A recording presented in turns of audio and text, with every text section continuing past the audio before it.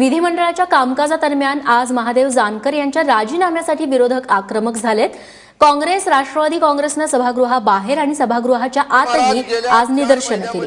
मात्र जानकरांचा गुन्हा दखलपात्र नाहीये, त्यांनी अधिकाऱ्यावरती कोणताही दबाव टाकला नाही असं म्हणत मुख्यमंत्री देवेंद्र फडणवीस यांनी जानकरांचं समर्थन केलं। मात्र यावरती समाधान न झाल्यानं विरोधक जानकरांच्या राजीनाम्यावरती ठाम आहेत। काही दिवसांपूर्वी फोनवरून एका निवडणूक अधिकाऱ्याला दमदाटी करतानाचा जानकरांचा व्हिडिओ व्हायरल झाला होता। या संभाषणादरम्यान जानकरांनी विरोधी पक्षाच्या उमेदवारांचा अर्ज बाद करण्यासाठी दबाव टाकल्याचा आरोप आहे। तेव्हा मुख्यमंत्र्यांनी जानकरांच्या वादग्रस्त व्हिडिओबाबत काय म्हटलं आणि त्यावरती राष्ट्रवादी काँग्रेसचे नेते जयंत पाटील यांनी काय मागणी केली जाणून घेऊयात।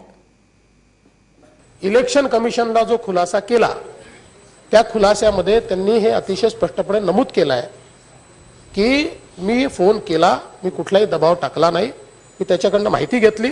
आता हे गुन्हा होतो की नाही, हे चूक आहे का, या संदर्भात नॉन कॉग्निझेबल ऑफेन्स आहे।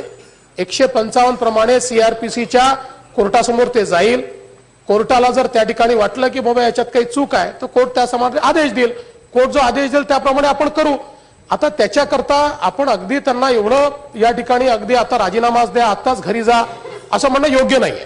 दखलपात्र आहे का अदखलपात्र आहे, निवडणूक आयोगाला त्यांनी आपलं काय म्हणणं पाठवलंय हा प्रोसिजरल भाग आहे। सन्माननीय मुख्यमंत्र्यांना हा दबाव वाटत नसेल तर अध्यक्ष महोदय दुर्दैव आहे।